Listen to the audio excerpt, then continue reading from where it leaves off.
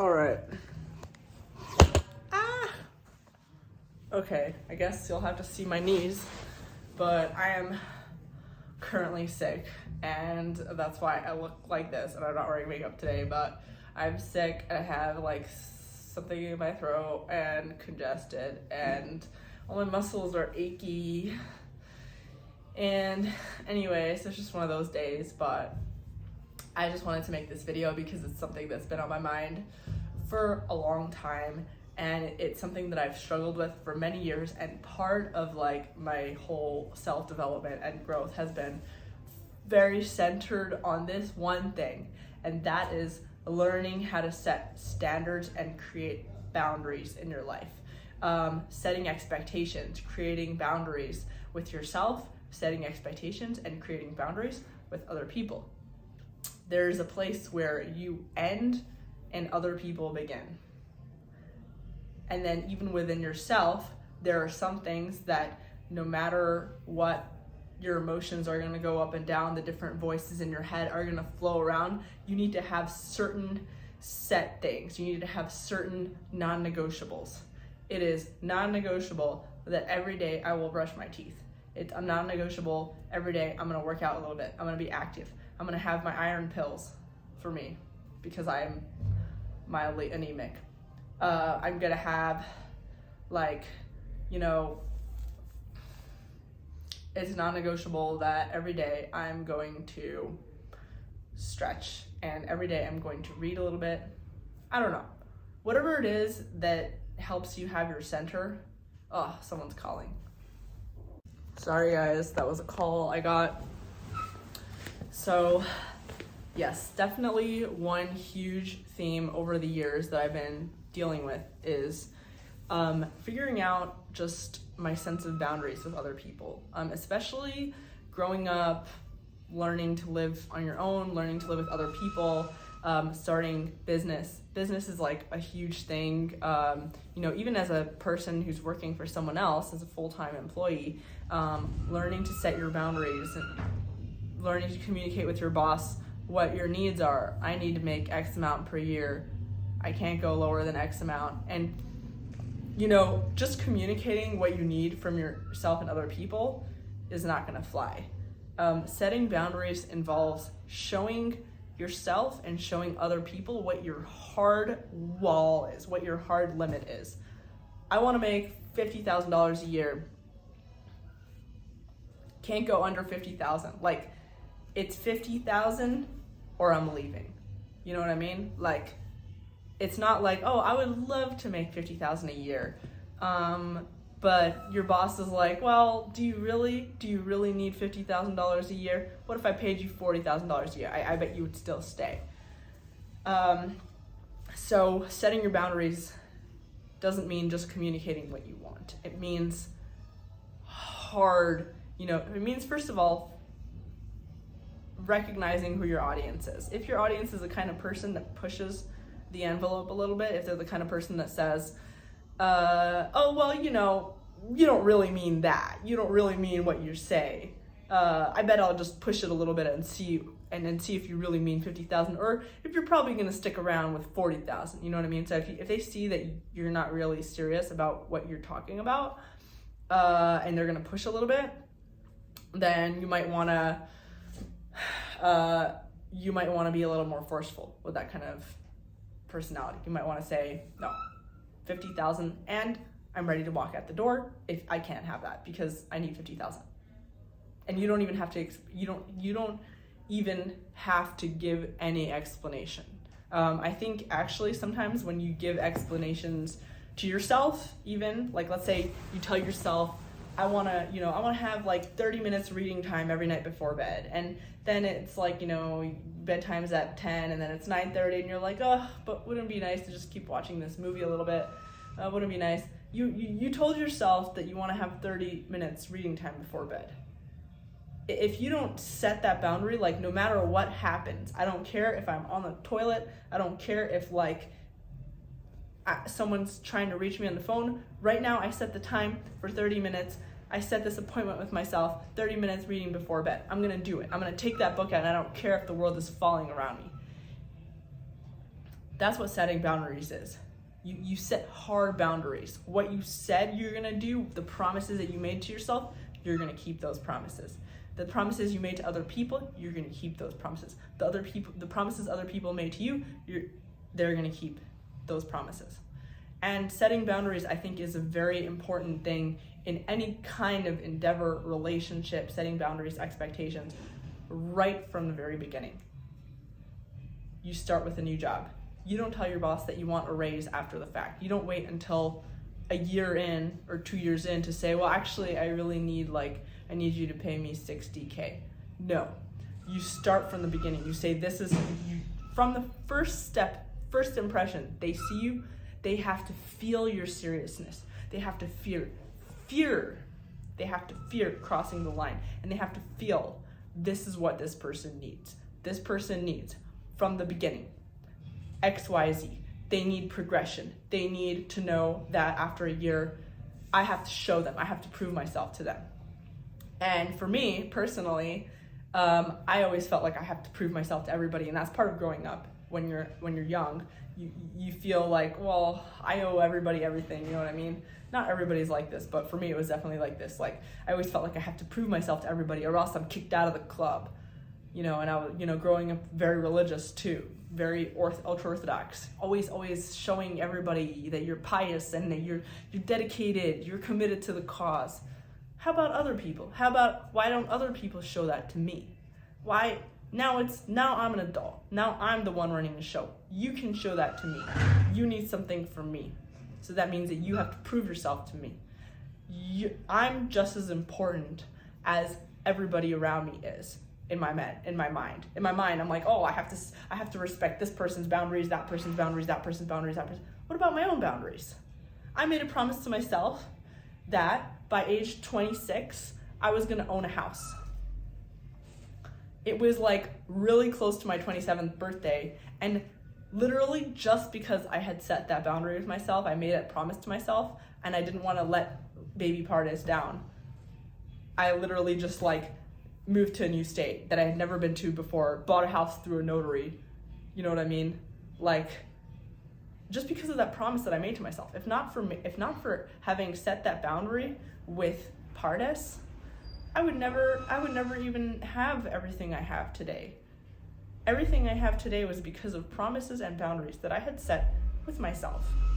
Recognizing myself as a human with boundaries, with limits, as an individual with limits, just the same way I would respect and recognize other people as humans with boundaries and limits.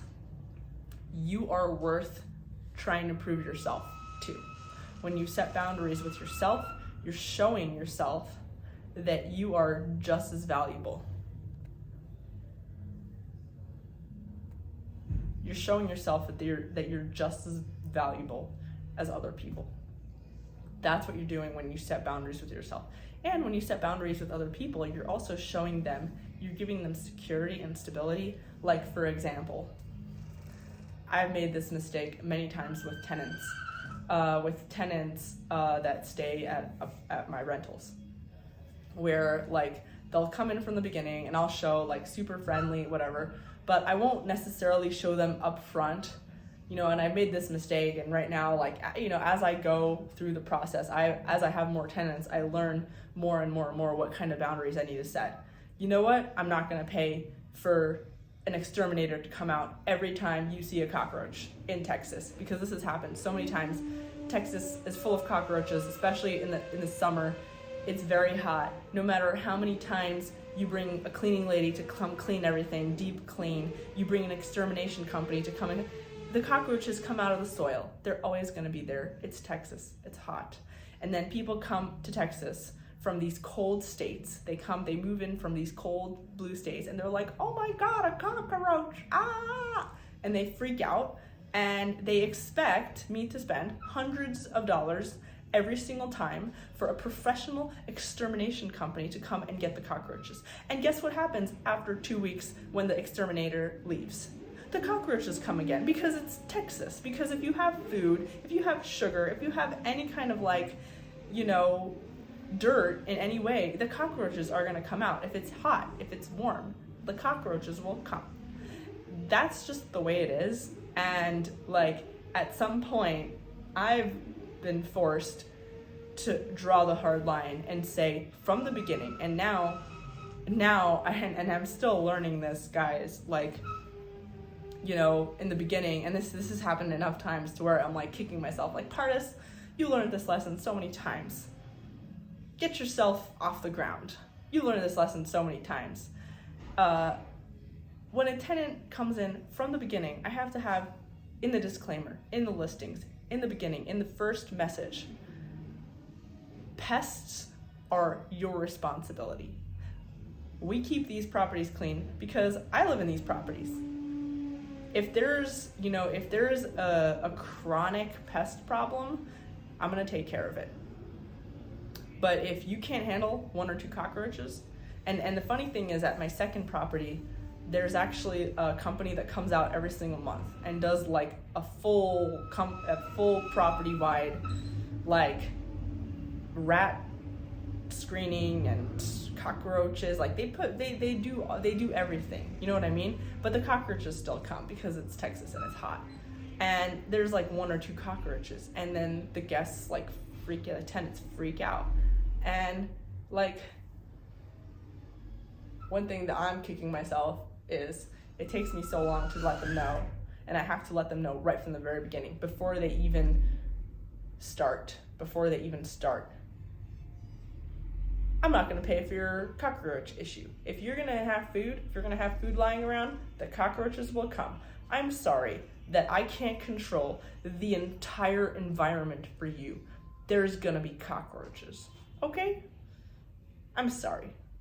If you want to hire a professional exterminator, spend hundreds of dollars every single time they come, and they have to come every week or every other week, you can do that. But that's not going on my dime, because guess what? You're not paying enough rent for that. So stuff like that, setting expectations from the beginning. When I have a meeting with someone, this is what I can give you. This is what I want. Right from the beginning. Very straight up. This is how much time I have. I just had a meeting with someone, actually this person on the phone. I'm sick. I just had a meeting with someone who was like, all right, I can give you 15 minutes. Right from the beginning. Hello, I can give you 15 minutes. And it was like an attorney guy. And it was like an attorney who was gonna talk to me about the real estate stuff. That's cool. I can give you 15 minutes. Because what he's saying is, I can give you 15 minutes of my time, which is valuable because time is money. So I can give you 15 minutes of my time. In response, I want you, after 15 minutes, to know that your time is up. So that's basically setting boundaries. Setting boundaries is when, in a job interview, you tell people how much money you need. Don't listen to anybody who says, tells you not to talk about money. If money is important to you, then money is important to you. If you're in survival mode and you need money in order to be able to focus on whatever task these people are giving to you, then that's what you need. If that doesn't work for them, if they're a startup company, if they're a company that, if it's a real estate client, if you know, where they can't pay you up front because they don't know if they're going to make the sale, so they can only pay you at the end. If it's something like that, then maybe then maybe that's not for you. Maybe if you're in survival mode, you need a job that is going to pay you on the spot. Maybe you need a restaurant job where you get paid that day for the job that you did, or a cleaning job. Setting boundaries is about knowing what you need, figuring out what you need, knowing how to set the expectations with other people. I'm not going to pay you more than $50 for a cleaning job. Whatever. Actually, I paid way too much for my most recent cleaning jobs. You know, I'm not going to be in a relationship with you if we have to merge our bank accounts. Nope. Hard no is when I have to merge any of my finances with anybody. That's a hard no. Merging finances with anybody in any way, credit cards, bank accounts, any of that, that's a hard no. That's like, that makes me feel unsafe. That's just a line that I can't cross with people, with anybody. Doesn't matter who you are. Even with myself, You know, I have a bank account for my business, I have a bank account for my personal stuff. And until I get all of that separated out, it's driving me nuts that it's like mixed up. You know what I mean? So, yeah.